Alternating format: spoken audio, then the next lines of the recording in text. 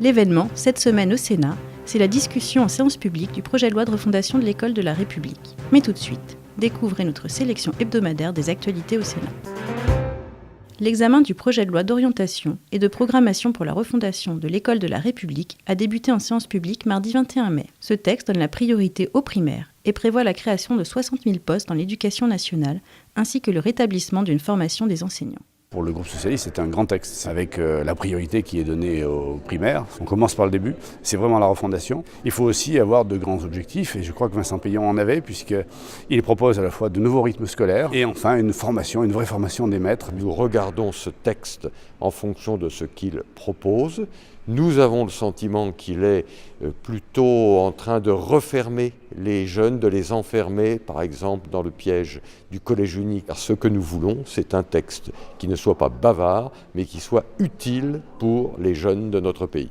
Pour le groupe RDSE, cette loi est très importante parce qu'elle a mis en avant toutes les problématiques actuelles de l'école. La chose principale que nous voudrions mettre en avant, c'est la formation bien sûr des enseignants, parce que de là découlera l'orientation des élèves, l'enseignement de la morale laïque. Le texte est très bavard, il n'affiche aucune hiérarchie, en tout cas pas celle d'une école du XXIe siècle qui veut se saisir en fait des grands enjeux pour permettre à chaque enfant sa réussite.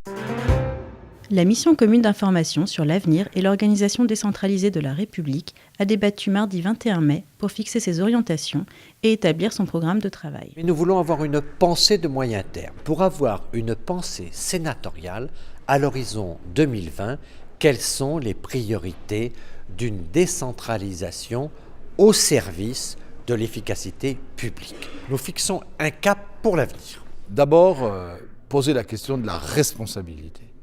Savoir ce qu'on souhaite pour que les Français aient connaissance de qui fait quoi. Deuxièmement, c'est la question de l'efficacité de l'action publique. On doit écrire une perspective qui rendrait cette action publique plus efficace. Enfin, troisième porte, c'est celle de la réactivité. Nous sommes dans un monde où tout s'accélère et l'action publique, elle est freinée. On veut partir de l'État, de la République en matière de valeurs et s'adresser aux citoyens en matière de besoins.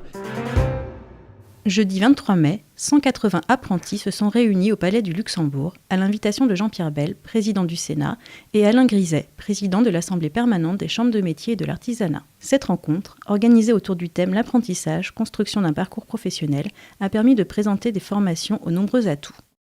Je voulais vraiment faire un apprentissage. C'est vraiment la voie qui me parlait le plus. Au collège, les professeurs n'étaient pas très favorables à l'apprentissage. Donc ma question, ça a porté sur les possibilités qu'on pourrait instaurer pour offrir cette formation aux jeunes qui ne connaissent pas. C'est très intéressant de faire une journée comme ça pour en débattre avec plusieurs CFA de toute la France qui viennent, les apprentis, etc. C'est très bien.